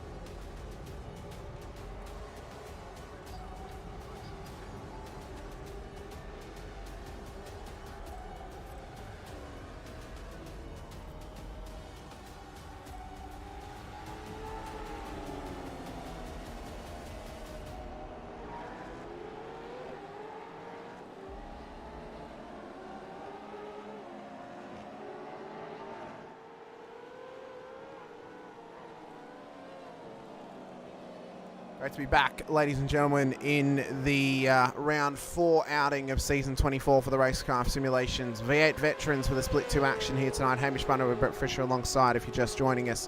Massive shout out to Racecraft. They've been on board with us as a sponsor for a very long time. Season 18, as I mentioned just before the ad break. And they continue to support the series as well. Head over to 16 Grogan Road, Perth Airport. Have a chat to John and the team. Check out some of those rigs that they've got on the floor, test them out, maybe even fork out some dosh for them too. If you live any other place in Australia, you can order them straight to your door as well off their website too. Also want to give a shout out to the other series sponsors as well. Logitech G have been a long time partner of the series, as well as Parramatta Isuzu Ute, Play One Sim Gear, Nova Simsports, LGC Images, as well as Südspeed gloves and Chubby Buns burgers for the Driver of the Day award as well. And also to all the broadcasters who bring this to life for us here in the Vets. Of course, Simspeed TV, who bring the racing to life for Split 1 live every Thursday night as the race is happening. Be sure to go support those guys by hitting the like button and subscribe to the bell icon too. Subscribe to the V8 Vets channel, hit the bell icon and click the like button too to help support not only us here for Split 2, but for Split 3 and Split 4 through AJR Broadcasting and WKMP TV. And if you want to support us at Infinity Broadcasting, you can go check out our channel, Infinity Broadcasting. Hit the like button and subscribe to the bell icon as well, so you're notified whenever we go racing there. Next up on the docket for the channel is the IRWC VRS Porsche Cup Series. Myself and Brett O'Brien in the booth for that one, as we go racing next week out at Bathurst, Monday night, 7:50 p.m. Australian Eastern Standard Time. That race will go live for a rush round, the next rush round of the season. But V8 Veterans is really starting to heat up this season, Brett. We're getting up towards the halfway point of the season. We mentioned at the start that by the end of round 5, we were going to get a real idea of who's within this championship battle. At the moment, the two front runners are Brad Doble and Halil Cesar, who currently sit in the top 5 of this race. Bruce Tannick has a bit of an asterisk over his name because obviously he had a round ban for license points, which is undroppable. So he's got to try and get some good performances in there if he hopes to become a championship contender. Crisdale, if he wants to get back into it, needs a race win, and then he'll be back there. And then probably a similar scenario for guys like Dave Arney, Chad Viger, Rick Viger, Michael Quain. If they want to really get into this, as well for Mick Clifton, they need a race win if they want to be in amongst that battle. I'm still under the belief that, you know, we've had 3 separate winners thus far this season. If we get a 4th different winner tonight, the claim of you need 2 wins in a season to win the title all of a sudden looks more and more important. But I think you do have to match that, as we kind of spoke about it off air just then during the ad break. You got to match that with top 5 finishes and top 10 finishes. It's the driver who has the most top 5 finishes with a couple of wins that normally takes home the chocolates. So that's going to be important towards the end of this season. Cesar having a look on the inside of Duggan there. Turn 1 coming around turn 2. And the invisible ripple strips. Yeah, he's really starting to put the pressure on This him. battle's been going on for a number of laps. We noticed during the ad break he looked for a bit of a move into turn 1, but he just couldn't quite get it done. And he's hungry to get past him. I mean, Halil doesn't want to force the move because obviously him and Todd are, you know, they're quite friendly together. So he may not want to necessarily send it on him, but he definitely wants to get past him. Looking racy though. He is looking racy. 0.3 of a second. Which Dave Arney's closing. He's staying right with her in striking distance Duggan as well. getting loose off the curb at turn 8. Drops a couple of spots there.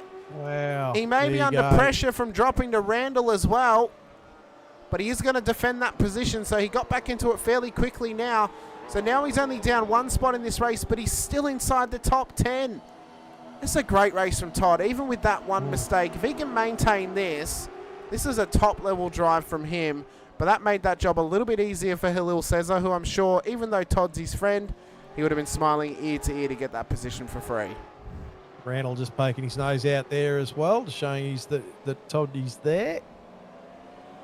It's so easy to do though, like make those little errors, a little bit of a squeeze of the throttle, a little bit too much curb, a little bit too much wheel, you know, all those little can just change your race. And he did well. He's, you know, like even though he got a car out sideways, he did manage to gather it up.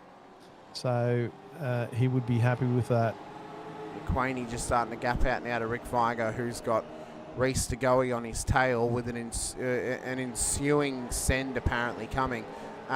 Reece claiming he knows he's still under the weather because he looked at lap 47 and thought there's only a few more to go, when in fact there was 16 laps to go. But regardless, Doesn't it happen so often that you don't feel all that well, or you're not feeling a track? But quite often you actually have a good race, and it sort of takes it. I know John Latham, there was the race there. He was crook as a dog, wasn't going to race, then raced at the last minute and had a cracking race. It just happens. Look at this train. This train is just huge. From Quaney back to, where does it go? Back to Mulford. Yeah, and it's been like this for the last 10 or so laps.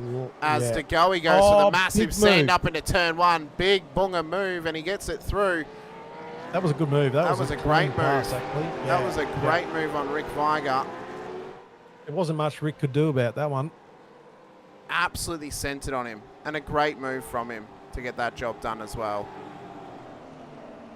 So Weiger's still in the 10 though, so that's still good, but he's getting some pressure now from Bales and Weston. It was a great move though from Reece. Absolutely fantastic. I mean, imagine if he wasn't ill. He would have done it. He would have done it at turn 4.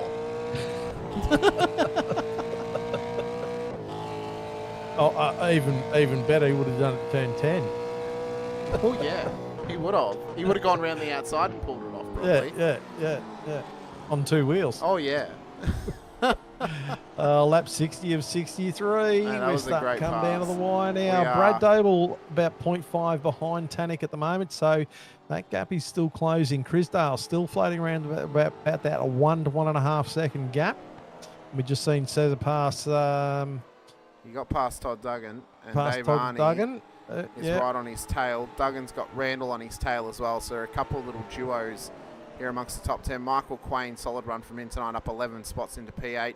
Is he maybe does he maybe get a nod for a nomination, or do we think that Rick's had a better run compared to Michael? Because I think they've probably both had just as good a run as each other.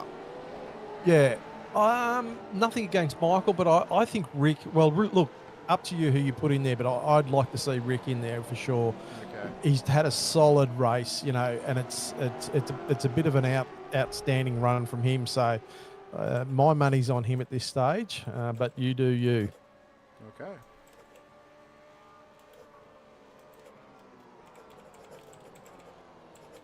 Well, as we get into the dying embers of this race, Rob Crisdale about a second off the back of Brad Doble at the moment.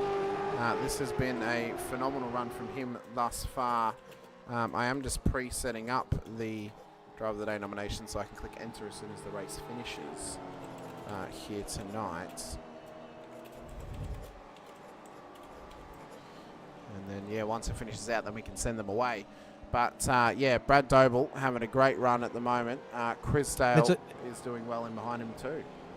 It's a great backup round, and I'm not saying this because he's a teammate, but it's a great backup round from his season so far, considering he was really crook at the start of the season, had a poor run, but he's been able to back it up. So, if he keeps on this I'm going to forget that word. If he keeps on this roll, he's going to be in for good championship contention, I think, at this stage as well. Oh, yeah. So we'll keep an eye on him, I reckon, in the future. Yeah. I think for Rob, as I said to you, a race win's going to reignite his championship straight away. Like, it'll be almost instantaneous. It will. All of a sudden, he'll be from he could be in it, to, no, he's in it, and he's in it with a good chance. I think you look at those three, Doble, Crisdale, Cesar, they feel like the most likely 3 drivers where we get to Okayama and we think, yeah, they're going to be the contenders for this title race come the end of this season. Because looking at it now, the trajectory says we're going to go to Okayama and when we would have not crowned a champion, and it will be close. So that says to me that we're on the continuous trajectory of last season of having a close season once again, not with 5 drivers this time, but with 3. But those 3 are looking very, very strong. And what that says to me, Brett, is what different scenario would we be in the Vets now if Halil Cesar had joined a team maybe 10 seasons ago compared to this season? I mean, Oh, how much yeah. of a different driver would he have been? How much more success would he have maybe had? Because it has, it has helped him just put in such Dave. a solid season thus far. And Sorry, I know we just cut maximised. away from it. Bloody Dave Arney just having a great run on Cesar there, and I don't think he's going to convert it, but he was really tucking it in there. You know, just have to watch him down the straight. He says just getting a bit of a wiggle in that car. He's only got to hold off one more lap. We're seeing the white flag come out now. But yeah, I mean, look, I'd love to see a split 2 driver that has been in the split a while, you know, poke their noses up towards the top end of the field to sort of mix up the party a bit. But I've just, I mean, with this weather coming and, you know, a race maybe, it's going to be interesting to see how this season folds out. And if it comes to fruition, as you said, you know, last race with a late rain, you know, if the championship's close, how good is that going to be? It's going to be exciting to call the closing stages of the series. And we're only early. It's fourth race, so we've still got plenty of races to go. Yep, exactly right. As we come round towards the final few corners, Bruce Tannick has put together a complete performance, and masterclass. It's our 4th different winner of the season. It's the first win for the Camaros here in season 24, as Bruce Tannick takes home the win for Mag and Turbo Motorsport ahead of Brad Doble in P2, and Rob Crisdale rounds out our podium here this evening. Halil Cesar will come across the line, P4, to maintain the championship lead into Road America next week, with Dave Arney inside of the top 5. Todd Duggan down 1 spot in a fantastic effort, comes home in P6. Shane Randall in P7 ahead of Michael Quain, Reese Tagoe, and Rick Viger makes up the top 10 just ahead of Scott Weston, Alistair Bales, Simon Haynes, Wade Reynolds, Brent O'Brien, Brett Fisher, Lorne Mackay, Matt Stoyles, Tim Mulford. Mario Reale makes up our top 20. Our Driver of the Day nominations here this evening. They're going into the chat now. You can get your votes in now. I will only count votes past that comment I've just put in there. Rob Crisdale, Halil Cesar, Todd Duggan, or Rick Viger. Get your vote in for who you feel deserves the Driver of the Day award here tonight. All 4 of them drove a fantastic race. All 4 of them finished inside the top 10, but all 4 of them had a very different style of race, and it was a solid effort from all of them around. Bruce Tannick, big celebrations from Tannick. Big celebrations. Obviously, Halil was the better of the drifters last week because he beat Tannick at Long Beach, where Tannick's beat him this week. So it's now 1-1 between the drifters in terms of race wins. But, yeah, what a race, what a performance. As we said for Bruce, he needs race wins this season if he hopes to challenge for the championship, especially with that 0 next to his name from round 2 where he missed it due to his license points. So that is where he needs to try and get some level of performance out of that Camaro. But, I mean, what a race it was, Brett. Absolutely phenomenal stuff. Fantastic race. I'm looking forward to Road America next week. Obviously, back to an Old Faithful, back to a track where we have plenty of experience at. And Put the old shoe on. Yep, exactly. The old shoe. Get it going again. So we should be on for young and old next week. Provisional race results, though, going up on your screen now. This is how they finished out here in round 4 of the season. I forgot to change it once again. There we go. I've just fixed it, but it's not fixed on the graphic. Bruce Tannick takes home his first race win of the season ahead of Brad Doble and Rob Crisdale on your podium. Halil Cesar, Dave Arney, your top 5 ahead of Todd Duggan, Shane Randall, Michael Quain, Reese Tagoe, and Rick Viger for your top 10. Scott Weston, Alistair Bales finish ahead of Simon Haynes, Wade Reynolds, and Brent O'Brien for your top 15. With Brett Fisher, Lorne Mackay, Matt Stalls, Tim Mulford, Mario Reale for our top 20, as we mentioned, up towards the line. Behind them was Adrian Zeal, Brett Taylor, Jeremy Bush, Damon Fisher, Chad Viger for the top 25, with Matt Monday, Mark Houghton, Peter Baxter, Darren Crosby, and Mick Clifton. Then for your top 30, heartbreaking night for Mick Clifton. Dirk Lovegrove, Paul Burns, Michael Jones, Robert Griffiths will then finish out our drivers here this evening. Unfortunately for Griffo, he was down 33 laps. Jones was down 28. And Burns, he was down 27. Everyone else made 75% of the way here this evening. We've got Brad Doble waiting to come and have a quick chat to us here of Shadow Racing. He now puts himself into P2 in the championship after that performance. That's another podium for himself as well. Brad, congratulations. P2 on the road tonight. It's P2 in the championship at the moment too. Pressure's coming from Halil, who finished behind you here tonight. So you gained some good points. Road America next week. It's an old faithful. It's an old favourite of the series. How are you feeling going into that one, and how'd you feel running around Portland this week? Portland. Portland was good. Awesome race. Start of the race was, anyway, I'd done what I could do.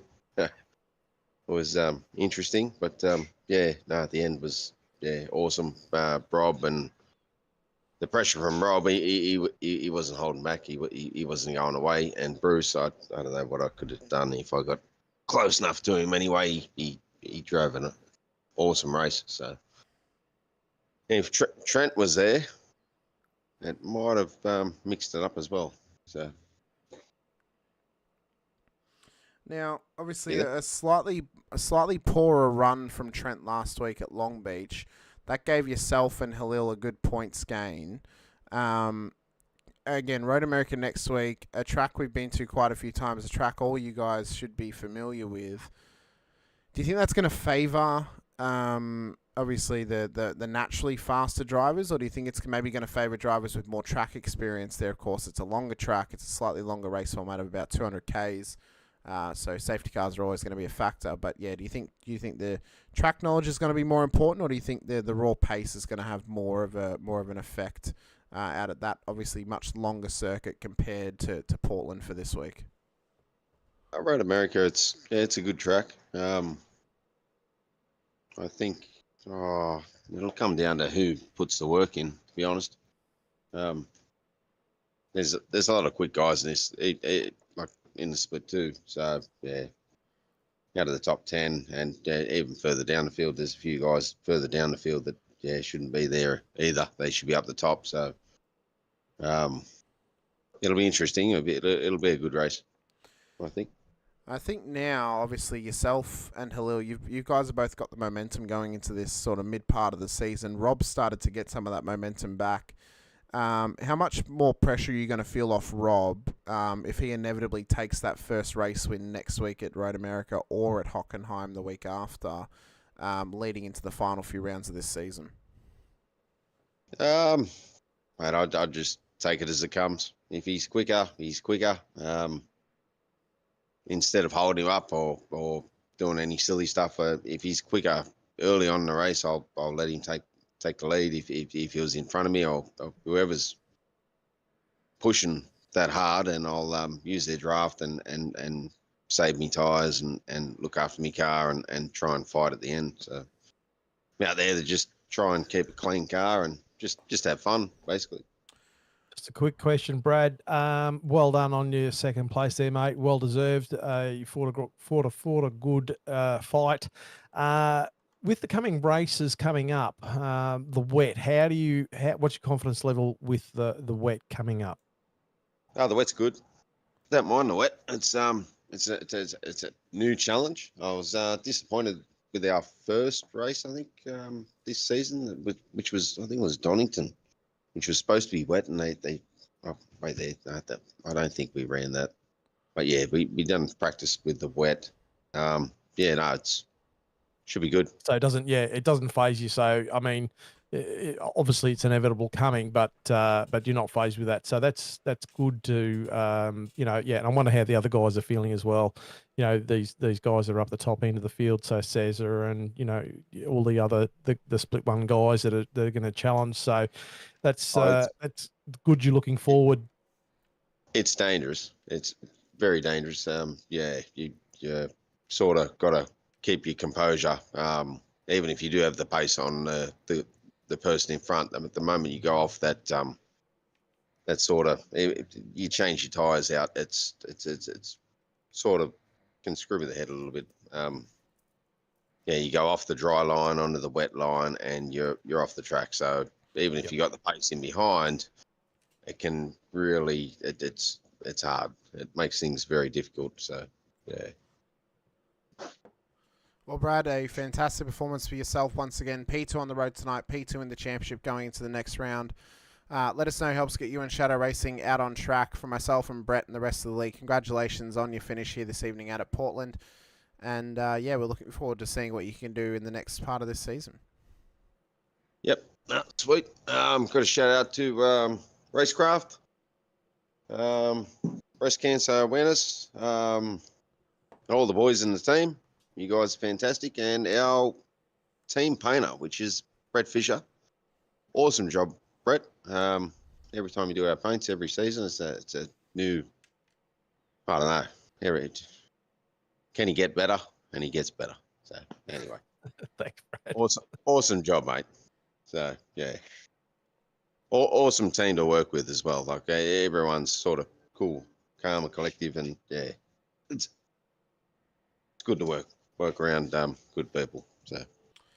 Well, Brad, we're looking forward to seeing what you can produce next week out at Road America. Best of luck in your preparations for the next round, and best of luck next time out on track here in the Vets for Split 2. Yeah, thanks, fellas, and thanks for putting on the show, and yeah, to the broadcast, and you guys for going out of your way and doing the broadcast. You do a fantastic job. Thank you. No worries. Thanks so much, Brad. Thanks, Brad. Yeah. Well, the next thing we have to decide is our driver of the day. Now, there was only a couple of votes out there tonight, and even if we were to include your vote tonight, Brett, it is a... Well, I thought we could. I thought you said I was. No, we do. No, you can vote. You can, but it actually didn't make a difference tonight with your vote. No, I know. Because there was only 3 people that voted. Yeah, so going the way of the Chubby Buns Burgers Driver of the Day award, maintaining his top 10 position tonight, Todd Duggan. What a race from Todd. Even with that mistake, only dropped a few spots, finished 1 spot down from where he started, inside the top 6. That there was Todd Duggan's best drive of the whole season. Only 1 small mistake. And everyone makes mistakes, Brett. Well and I think well deserving for him. It was a great effort from Todd. And that goes to show that, like, I can't remember who said it in the chat earlier, you know, like, do you give it to, you know, like, are there different variants of that? I mean, Todd lost 1 spot, you know, from where he qualified. But he yeah, outperformed. He outperformed Correct. his expected performance, not only in the race, but in qualifying. To qualify his car up that high, based on his previous performances and his previous luck, we did not expect Todd to be up there. This is a fantastic position for Todd, and that's what it's all about. You know, there's so many things that we look at, and you know, like, I mean, yeah, we try and make it fair and all sorts of stuff. And there's probably drivers out there going, "Oh, I didn't see what I did," you know. But we do our best, you know. We do indeed, and I think for Todd, he had a fantastic race, and if he can run with this momentum now into Road America next week, get himself another top 10, it reignites the confidence level again, puts a bit of ego back into him, and helps him just push on. And hopefully this is a continuous trait for him, that the internet does not, that it sticks around for him. He doesn't have any issues going forward as well. But definitely. No, it's been a fantastic night on the road once again. Thanks to everyone who watched along with us tonight out at Portland International Raceway. We so appreciate everybody's time being here with us this evening. I forgot to get rid of the track maps. That's just hide that away. Let's hide that away. All right. Never saw that. Never saw that. Never happened.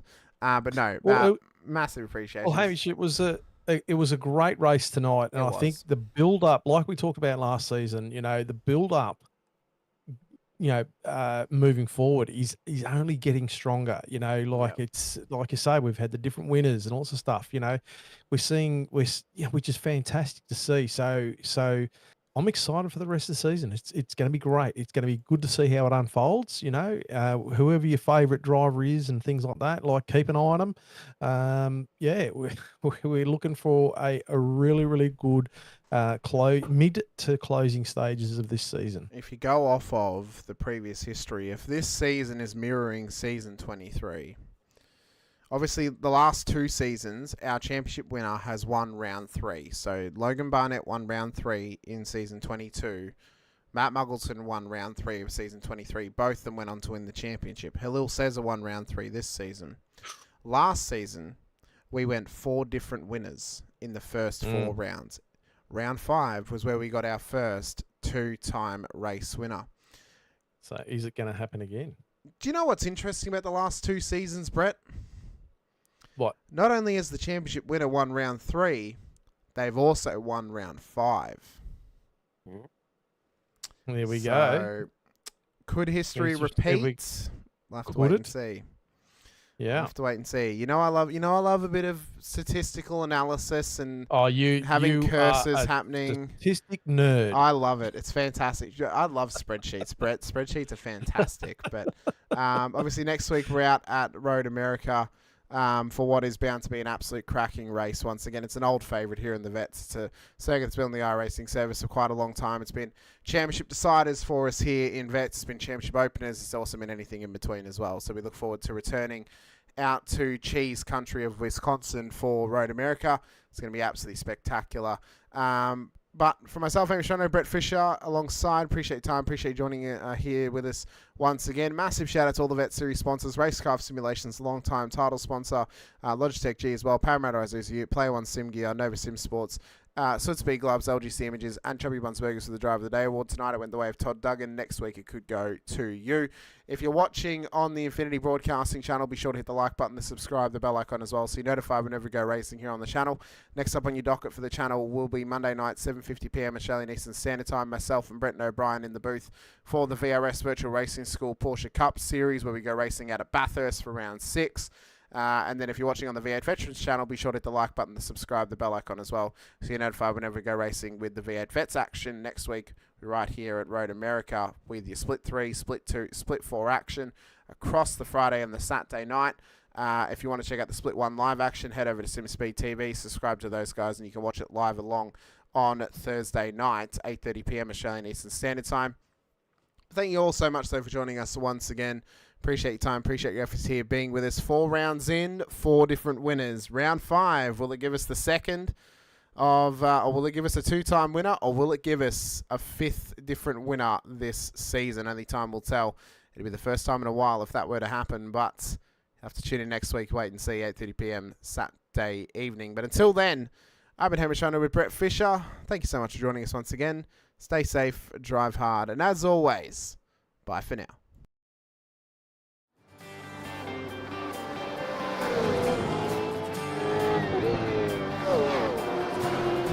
Can't wait to hear those engines roar. Hot days and summer nights, finish line in the sights. Can't wait to hear those engines roar. There'll be sparks flying, rubber burning, doors banging, tempers rising. Can't wait to hear those engines roar. There'll be hot days and summer nights, finish line in the sights. Can't wait to hear those engines roar. There'll be sparks flying, rubber burning, doors banging, tempers rising. Can't wait to hear those engines roar. They're gonna roll. Ooh, they're gonna roll.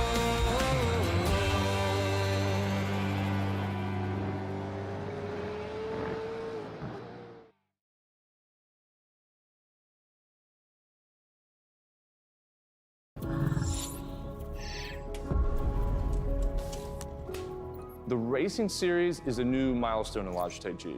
All the great old wheels, the G29, the G920, the G923, they all have their own unique way of connecting to each other, but there's no room for expansion with those products. So the question arose was, what if we were to give the opportunity for the racer to switch out from a drifting wheel to a GT rim? With the wheel hubs that we've created, that's got a very specific button set, but you can replace any of the steering wheels. And the real lovely aspect to this was we could give the user, driver and the racer the opportunity to experience different genres of race. That allows drivers to craft high quality, customized setups that resonate with your individual racing style. When we start with the design, we always start sketching. Very often, once we've got sketches, we start discussing with engineering. We had 3 rounds of engineering testing or user testing where we invited in users from sim racing, and every single round of feedback we refine, the product based on what they tell us.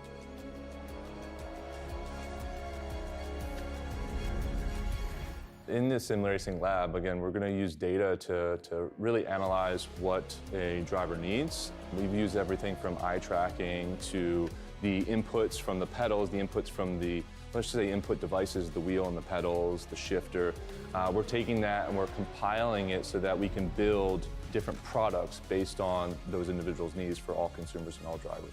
I don't know of anyone else in the industry that's actually doing this kind of research into their products to see how their products are affecting performance of their users. We've built the product to make sure that it's as reliable as possible. So the innovations in engineering that I'd say we're most proud of is the sequential handbrake and shifter toolless changeover. This is now a patented system, so it's really easy for the user to just switch between modes.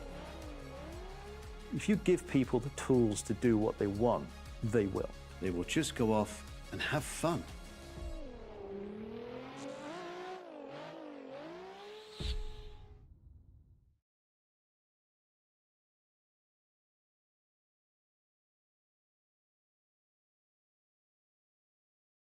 Introducing the Racecraft PT1, custom-built full chassis racing simulator.